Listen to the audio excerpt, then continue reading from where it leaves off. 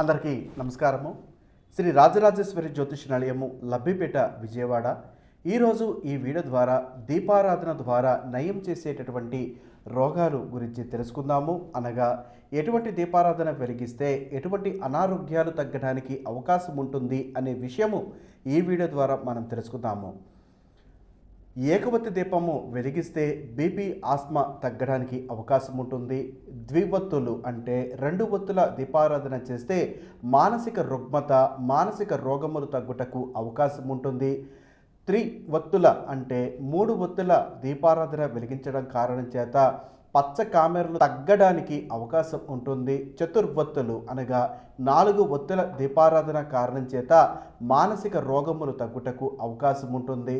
పంచవొత్తులు అనగా 5 ఒత్తుల దీపారాధన వెలిగించడం కారణం చేత గుండె జబ్బులు తగ్గుటకు అవకాశం ఉంటుంది. షణ్ముఖ ఒత్తులు అనగా 6 ఒత్తుల దీపారాధన వెలిగించడం కారణం చేత క్షయ, బీపీ, మూర్ఛ రోగములు తగ్గుటకు అవకాశం ఉంటుంది. సప్తవత్తులు అనగా 7 ఒత్తుల దీపారాధన కారణం చేత అకాల మరణాలు నుండి నివారించడానికి అవకాశం ఉంటుంది. అష్టమ ఒత్తులు అనగా 8 ఒత్తుల దీపారాధన కారణం చేత గర్భస్రావము తగ్గుతుంది. గుండె జబ్బులు తగ్గుటకు అవకాశం ఉంటుంది. దశమ ఒత్తులు అనగా 10 ఒత్తుల దీపారాధన కారణం చేత కోరింత తగ్గుతుంది. ఏకాదశి ఒత్తులు కారణం చేత అనగా 11 ఒత్తుల దీపారాధన కారణం చేత బీపీ, స్త్రీలకు సంబంధించినటువంటి అనారోగ్య సమస్యలు తగ్గుటకు అవకాశం ఉంటుంది.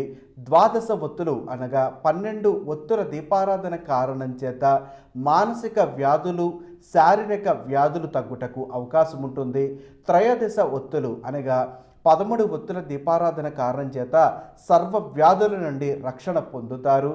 చతుర్దశ ఒత్తులు అనగా 14 ఒత్తుల కారణం చేత నరముల బలహీనత, సర్వరోగ రక్షణ కలుగుటకు అవకాశం ఉంటుంది. కాబట్టి దీపారాధన చేసేటప్పుడు ఏదైనా అనారోగ్య సమస్య కనుక ఉంటే ఎక్కువ మార్లు కూడా ఏ అనారోగ్యం అయితే చూస్తున్నారో ఆ అనారోగ్యానికి సంబంధించినటువంటి దీపారాధన చేయడం కారణం చేత అనారోగ్య సమస్యల నుండి కూడా బయటపడటకు అవకాశం ఉంటుంది.